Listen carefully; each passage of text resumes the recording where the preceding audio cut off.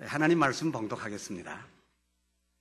마태복음 제9장 14절부터 17절까지 봉독하겠습니다.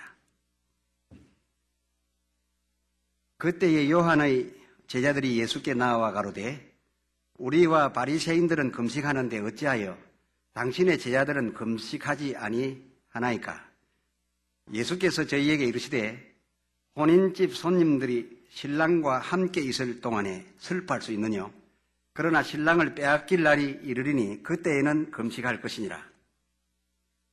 생배 조각을 낡은 옷에 붙이는 자가 없나니 이는 기운 것이 그 옷을 당기어 헤어짐이 더하게 되며 새 포도주를 낡은 가죽 부대에 넣지 아니하나니 그렇게 하면 부대가 터져 포도주도 쏟아지고 부대도 버리게 됨이라. 새 포도주는 새 부대에 넣어야 둘이 다 보존되느니라. 아멘.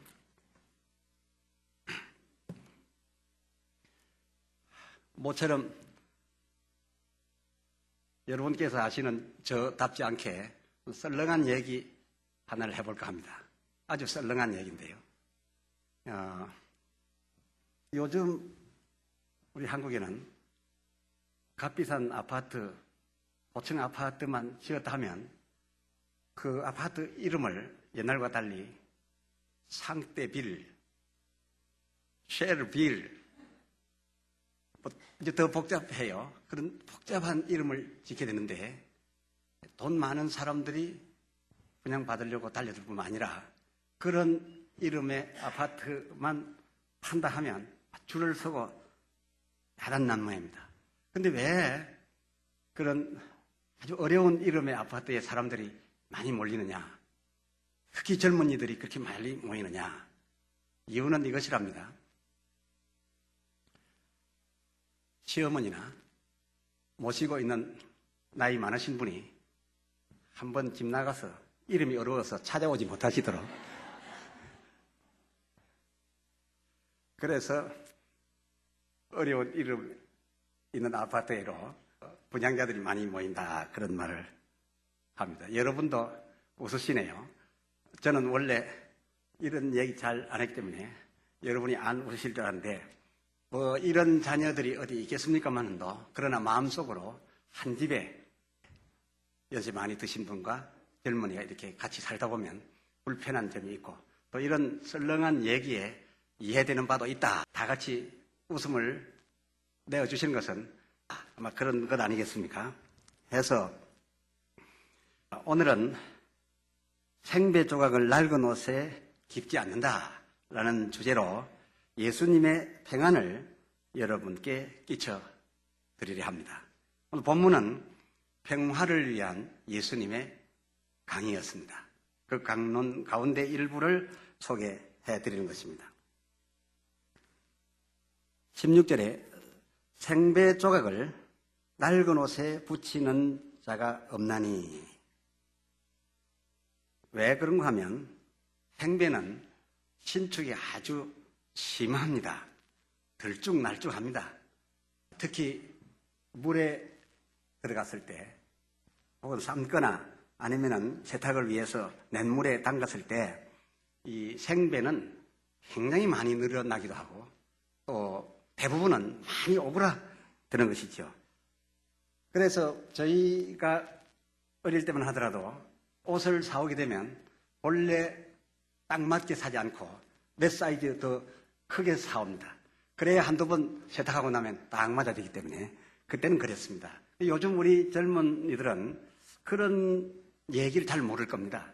미리 다 침수 처리해가지고서 더 이상 늘어나지도 않고 오그라들지도 않게 해가지고서 이제 옷을 제품에서 내놓기 때문에 지금 그런 일이 없고 지금 그런 제품이 나왔다가는 뭐 아주 말썽이 많을 겁니다. 그러나 전에는 그냥 많이 오그라들기도 하고 또 어떤 배는 늘어나기도 하고 그렇게 했습니다. 이 생배가 그런 반면에 이 낡은 옷은 그동안 수없이 세탁을 하고 그리고 입고 등등 해가지고서 옷에 기름기가 다 빠지고 오그라들 힘도 없고 늘어날 힘도 없고 이제는 낡은 옷은 그저 아무 변화가 없습니다. 늘지도 않고 줄지도 않는 것은 아주 장점이 되겠습니다만은 낡은 옷은 또 잘 찢어집니다. 이게 닳아서 찢어지게 됩니다. 이 낡은 옷이 찢어졌을 때 오래 입겠다고 생배 조각을 갖다 끼워서 붙이는 경우가 있는데 그것은 맞지 않다라는 것이죠. 예수님의 말씀은 무엇이냐? 상식적으로 생배 조각을 낡은 옷에 붙이는 사람은 없다라는 겁니다. 그게 상식이라는 거죠. 그 이유는 16절 하반절에 잘 나타나 있죠. 이는 그 기운 것이 그 옷을 당겨 헤어짐이 더하게 됩니다. 그러니까 낡은 옷은 신축의 여지가 없는데 많이 오그라들 수 있는 새 천을 그 낡은 옷에 갖다 끼워서 떼지 못하게 붙여버리면은 결국 세탁을 하게 될 때든지 할 때 오히려 땡겨가지고서 낡은 옷도 더 못 쓰게 되고 생배도 못 쓰게 된다. 하나 아닌 것을, 성질이 하나이지 않은 것을, 또 정서가 하나이지 아니한 것들끼리 또 문화적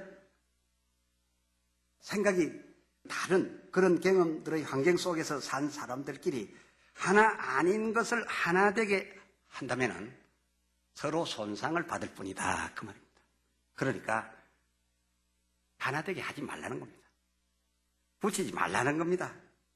예수님께서 왜 이런 말씀을 하셨나 하면 14절에 예수님 오셨을 당시에 요한의 제자들이 나름으로 좋은 선생 요한 밑에서 공부했다면서 요한과 더불어 아주 율법적으로 금식도 하며 안식일을 철저히 지키고 있었습니다.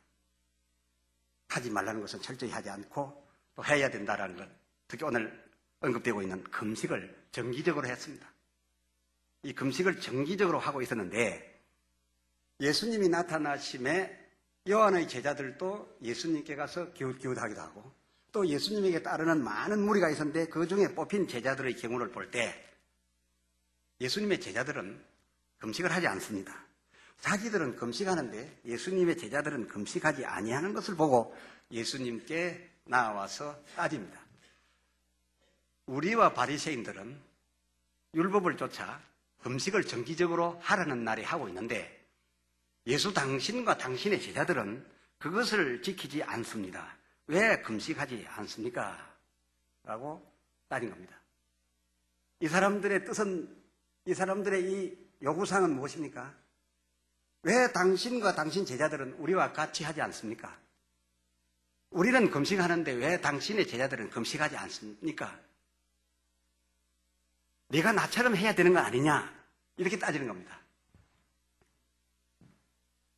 이때 예수님께서 이렇게 말씀하시죠. 15절에 본인집 손님들이 신랑과 함께 있을 동안에 슬퍼할 수 있느냐? 그러나 신랑이 떠나가고 외로워지게 되면 그때는 슬퍼하고 금식하게 될 것이 아니냐라는 말씀으로 완곡하게 표현을 하게 됩니다. 물론 여기에서 신랑이라고 표현한 이 신랑은 예수님 자신을 가리키고 있습니다. 예수님은 지금 오셨고 그리고 3년 후에는 십자가에 못 박혀 돌아가실 겁니다. 이러한 것을 미리 예견하시고 말씀을 한 겁니다. 그러니까 나에게 와서 배우는 이 사람들은 슬퍼할 때가 되면 물론 슬퍼하고 금식할 것이니라. 그러니까 너희는 너희대로 정기적으로 금식을 하고 있는데 왜 이 사람들더러 너희와 똑같이 떼라고 그렇게 요구하느냐 하시면서 생배 조각을 낡은 옷에 뒤어 붙이지 않는 법이라고 말씀하고 있습니다. 그래서 이 생배 조각을 낡은 옷에 붙이는 자가 없나니라고 하는 말은 서로 다른 생각을 가지고 다른 행동을 하는 자를 그냥 생긴 대로 그냥 두면 되는 것이지 왜 너 나처럼 되라고 하느냐 그겁니다. 저 사람은 저 사람대로 저렇게 하는 의미가 있고 이 사람은 이 사람 나름으로 이렇게 하는 이유가 있다 그것입니다. 예수님이 당시에 오셨지만은 요한이 예수께 세례를 베풀 때는 저는 세상 죄를 지고 가는 하나님의 어린 양이로다 하면서 당신이 내게 세례를 베풀어야 할 텐데 내게 세례를 받으려 하시나이까 하면서 그 순간에 예수님은 확실히 인정했습니다. 그러나 얼마 후에 예수님께서 하시는 일이 자기가 그동안 젖어온 모든 율법적 그런 어떤 신앙 방식에 비하여 너무 좀 자유스러운 것 같고 하기에 당신이 과연 오실 그이니까 우리가 다른 일을 기다리오리까 그래 됐습니다. 요한이 스스로 그 말을 하였으니 그의 제자들이야 더 말할 것도 없는 거지요. 그래서 이 요한의 제자들과 예수님의 제자들이 같이 있던 같은 시대에 같은 장소에서 충돌이 일어나는 겁니다. 예수님의 제자들은 예수님을 보고 기다리던 신랑이 오셨다라고 깨달았던 겁니다. 그러나 요한과 그의 제자들은 그 사람이 과연 기다리던 메시아인 줄 알았더니 알고 보니까 아닌 것 같아 하여 당신이 과연 기다리던 그인이 오니까 우리가 더 기다려오리까 이렇게 물을 형편이 됐으니까 요한과 그의 제자들은 금식을 해야 마땅하고 예수님은 금식할 이유가 지금은 전혀 없는 겁니다. 나름대로 같은 시대에 같은 공간에서 생활하고 있었지만은 이 사람들은 나름으로 다 달랐었다 그런 얘기죠.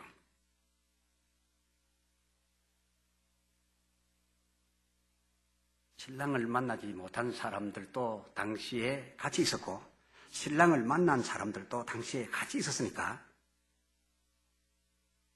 그들이야말로 한쪽은 생배이고 한쪽은 낡은 옷과 같이 감정이 전혀 다른 겁니다. 그렇기 때문에 신앙 행위도 다를 수밖에 없었던 겁니다. 바로 이런 경우를 가리켜 예수님은 한켠은 생배 같고 한켠은 낡은 옷과 같다 그럽니다. 그런데 생배 같고 낡은 옷과 같은 것이 같은 시대에 같은 공간을 사용하고 있을 때 기워서 떨어지지 않도록 하나 되도록 붙이는 여성이 어디 있느냐. 생배는 생배대로 두고 낡은 옷은 낡은 옷대로 두지 않느냐. 너희는 어찌 내 제자들을 향하여 너희처럼 정기적인 그런 금식을 하지 않는다고 불평하느냐. 너희의 불평을 들어본 즉 너희는 내 제자들로 하여금 너희와 똑같이 신앙생활을 해야지만 되는 것으로 알고 같이 되라고 하는데 같이 안 되는 사람은 안 되는 대로 이유가 있고 너희처럼 해야 될 사람은 너희대로 이유가 있는 것이니까 너희는 너희 낡은 옷에다가 이 생배를 갖다 붙여서 하나가 되게 하려고 하지 말고 그렇게 붙이려 하지 말고 너희 낡은 옷은 낡은 옷대로 존경받으며 존재하고 생배 같은 내 제자들은 내 제자들대로 존경받으며 같이 존재할 수 있도록 낡은 옷은 낡은 옷대로 장롱 한 서랍에 넣고 생배는 생배대로 또 장롱 한 서랍에 넣어서 서로 같이 있으면 한 농 속에 들어있고 한 집에 있게 되는데 너희들 주장처럼 너 나대라고 한다면 그것은 도움이 되는 것이 아니라 서로 헤어지고 서로 손상만 하게 되는 것이니 그런 시돌랑은 하지 말라라는 것이 바로 주님의 가르침인 겁니다. 여러분의 가정에도 생배 있고 낡은 옷이 있으리라 생각됩니다. 여러분 부부 사이에도 성격이 어떤 부분에 있어서는 상대는 생배 같고 나는 낡은 옷 같고 이렇게 다를 경우가 있을 겁니다. 나라에도 마찬가지입니다. 진보가 있고 보수가 있다 그겁니다. 더 이상 늘어날 수도 없고 더 이상 바꿀 수도 없는 보수 낡은 옷이 있는가 하면은 뭐든지 새로워져 보겠다고 들쭉날쭉하는 진보도 있다 그겁니다. 이 중에 하나만 있어가지고는 온전한 나라가 아닙니다. 이것이 다 한 집에 있을 수 있어야 온전한 큰 집이 되는 것이다 그런 얘기죠. 교회 마찬가지입니다. 교회도 생배 같은 분이 있고 낡은 옷 같은 분이 있어요. 우선 기도를 본다면은 기도를 많이 하는 분이 있고 기도를 좀 덜 하시는 분도 있고 어떤 분들은 기도를 평생 안 하는 것 같은 분도 계시다 그럽니다. 헌금도 어떤 분들은 힘껏 헌금하는 분이 있는가 하면 수입이 많음에도 불구하고 11조도 안 하는 아마 수입이 많으니까 안 하겠지요. 그런 분도 계시기도 합니다. 전도 잘하는 분도 있고 도무지 몇 년이 가도 전도 한번 하지 않는 이도 있습니다. 방언하는 분도 있고 못하는 분 많습니다. 성령 세례 받아가지고서 충만하여 기쁨이 온 몸과 얼굴로 넘쳐나는 분들도 있고 어떤 분들은 얼굴이 굳어가지고 와 계신 분도 있다 그겁니다. 한 집에 여러 종류의, 한 교회 안에 여러 종류의 신앙 형태가 있게 되는데 이런 경우에 그 교회가 평화하려고 한다면 낡은 옷이 생배 조각을 기워서 하나 되게 붙이지 말라는 겁니다.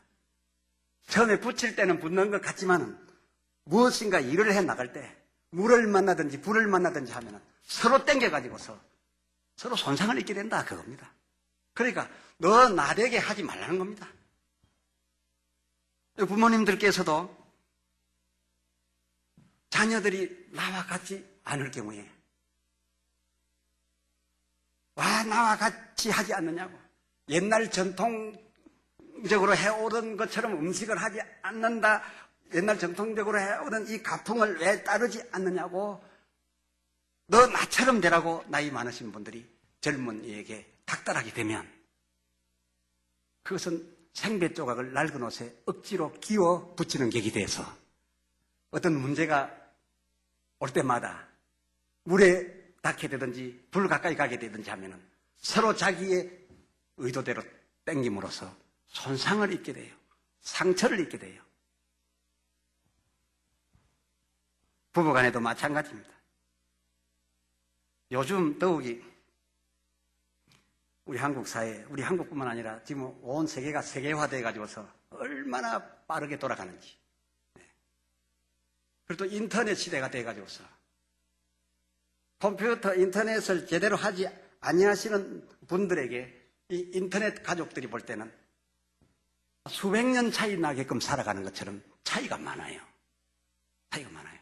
그런데 이러한 생배와 낡은 옷이 한 집에 있는데 서로 내가 나처럼 되라, 내 요구대로 되라 라고 요구한다면 찢어짐이 심하고 헤어짐이 심하여 서로 상처만 입고 만다는 겁니다.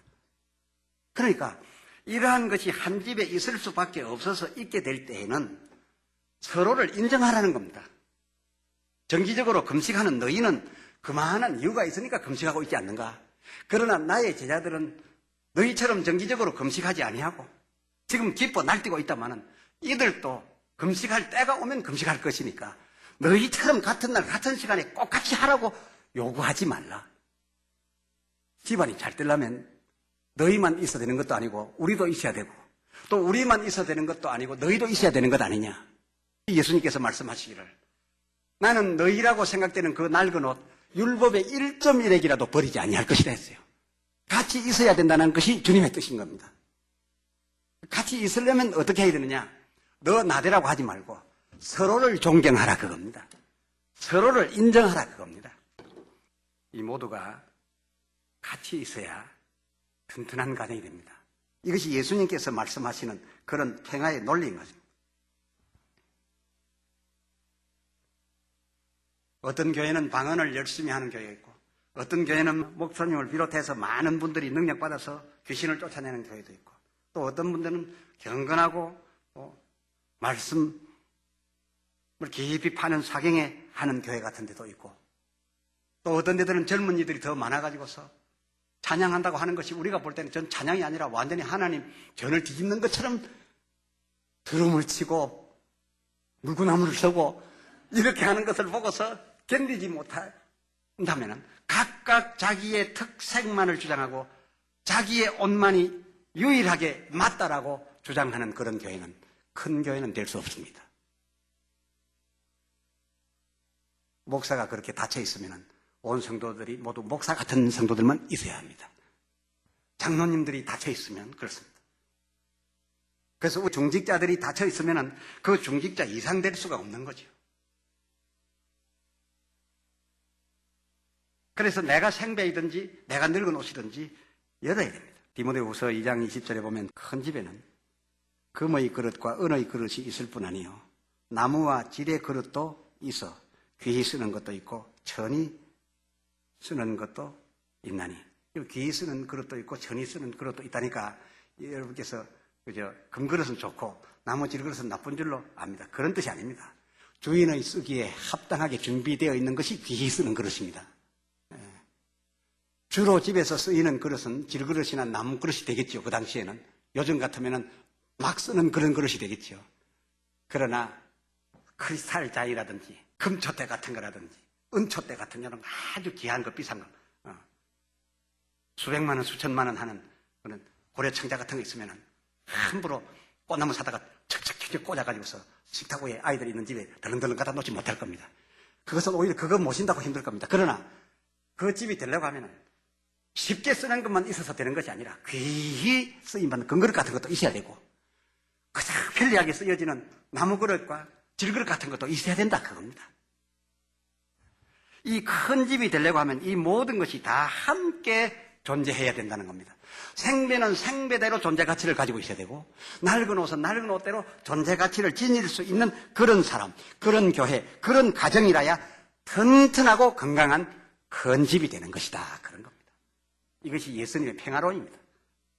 평화로우려면 그래야 된다는 거죠. 하나님께서 이미 각각의 성격을 주셨고 하나님께서 각각의 지식 수준을 주셨고 각각의 지혜들을 주셨습니다. 지식만 많이 가졌다고 잘 삽니까? 그렇지 않습니다. 지혜를 가져야 합니다. 지혜만 가지고 있다고 됩니까? 안 됩니다. 지식이 받쳐줘야 합니다. 지혜 지식 다 있다고 잘 삽니까? 건강히 따라줘야 합니다. 이 모든 것이 어우러져서 다 존경을 받을 수 있는 집이 큰 집이 되고 큰 교회가 되고 큰 나라가 되는 겁니다.